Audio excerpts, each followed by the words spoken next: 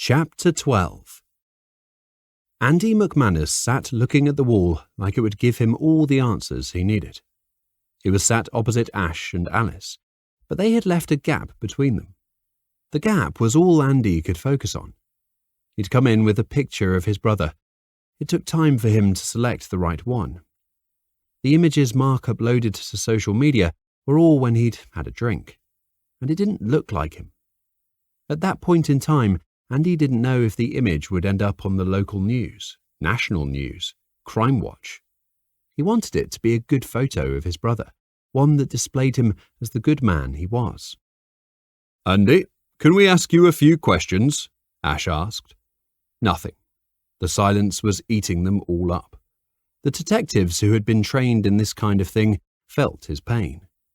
But the man who was a simple accountant, no training for this kind of thing, was being destroyed by the questions bouncing around in his head. Why Mark? Who did this? What did they do? What did they take from him? What did they have against him? Did Mark have a life that I didn't know about? And it was the last of these questions that bothered Andy the most. If his brother was just in the wrong place at the wrong time, then Andy could heal someday.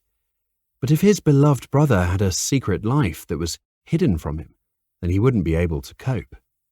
Andy hoped that the detectives could calm his fears with this. "Andy, we know how painful this is.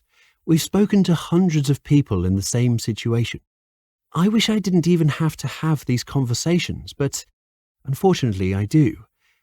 Now, I can give you a while to collect yourself, but we're against the clock here.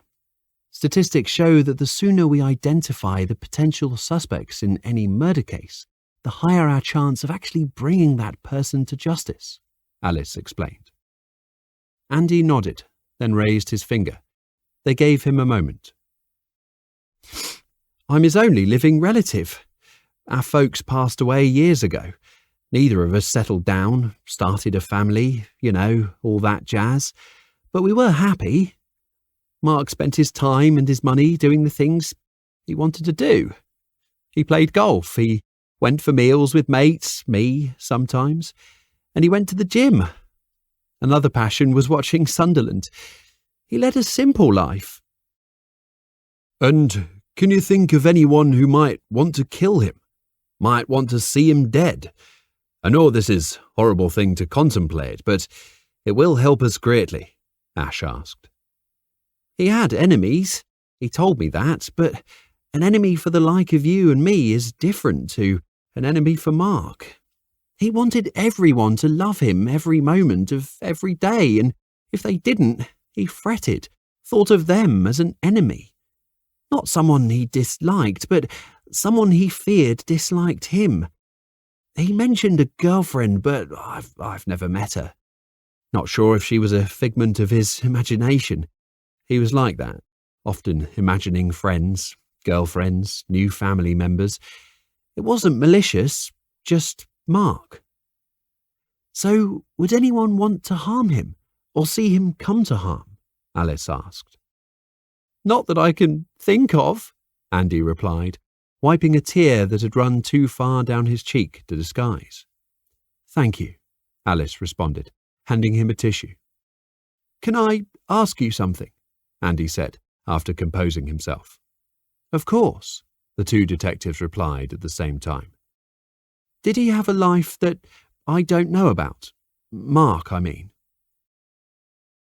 "We're really early in the investigation, and you're the first person who knew him we've spoken to. I'll keep you updated with how we're getting on, seeing as you're his next of kin, but I can't tell you anything that would break data protection protocols. I'm sure you'll already know that," Alice detailed, while pushing her business card over the desk towards the distraught brother. "Thank you." They were done. So many people who died seemed to have no reason to die. No enemies, no motive. Alice looked at the clock and made a note of the time the interview finished. She spoke quietly to the microphone, and it was all over. They filed from the room and left Andy for a few moments to collect his thoughts. As Andy sat there, his phone buzzed. He looked at the message and smiled. It read, "I hear you're going to be a very rich man."